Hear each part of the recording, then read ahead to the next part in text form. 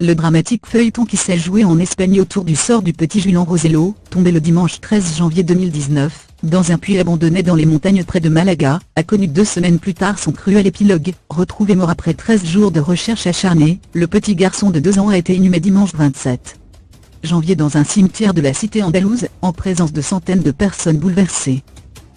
Déjà accablés de douleur en 2017, suite à la mort de leur autre fils, Oliver, emporté à l'âge de 3 ans par une crise cardiaque, les parents de Julián, José Rossello et Vicky Garcia, sont entrés dans le cimetière San Juan de Malaga sous les applaudissements de la foule massée à l'entrée, selon des images diffusées par les télévisions, dans une émotion totale. L'enfant y repose désormais auprès de son grand frère. Tout le pays a anxieusement retenu son souffle pendant les longues et complexes opérations de sauvetage qui ont mobilisé, et la 120, des moyens considérables, jusqu'à 300 personnes, des artificiers et une unité de mineurs d'élite venus des Asturies se sont employés, déplaçant au total 85 000 tonnes de terre, à atteindre l'enfant, qui avait chuté par accident dans le puits de 25 cm de diamètre, et plus de 100 mètres de profondeur situé sur un terrain appartenant à sa famille. Selon les premiers éléments de l'enquête cités samedi par le préfet d'Andalousie, Julián a fait une chute libre de 71 mètres avant de s'arrêter sur un amas de terre.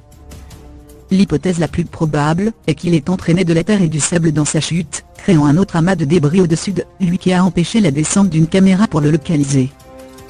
Alors que personne ne voulait abandonner l'espoir de le retrouver vivant, l'autopsie réalisée samedi a conclu qu'il était décédé dès le jour de sa chute, ayant subi un traumatisme crânien. L'émotion suscitée par l'accident, et la course contre le temps haletante engagée pour tenter de lui porter secours avait saisi tout le pays, jusqu'au couple royal, qui fut parmi les premiers à témoigner son affliction, notre douleur la plus profonde, et nos plus sincères condoléances à toute la famille de Julián. Et notre reconnaissance à toutes les personnes qui, sans relâche, ont fait montre d'une solidarité sans limite, disait le communiqué émis par le palais au nom du roi Felipe VI, et de la reine Letizia d'Espagne. Nombre de personnalités publiques ont également manifesté leur soutien à la famille. Consterné par ce triste dénouement, repose en paix petit Julián, a tweeté l'acteur Antonio Banderas. À jamais dans notre cœur, Julián, tu ne sais pas combien ta lumière a éclairé l'âme de tous. Une étreinte affectueuse à la famille et aux équipes de secours. Merci de n'avoir jamais renoncé, a pour sa part déclaré le chanteur Alejandro Sanz. Je n'arrive pas à y croire. Je prie beaucoup pour ta famille, a réagi l'italienne Laura Pausini, très populaire en Espagne. Quelle horreur, s'est ému Miguel Ángel Muñoz, ajoutant un émoticône cœur brisé. Toute l'Espagne s'unit à la tristesse infinie de la famille de Julián. Nous avons suivi de près chaque étape pour arriver jusqu'à lui.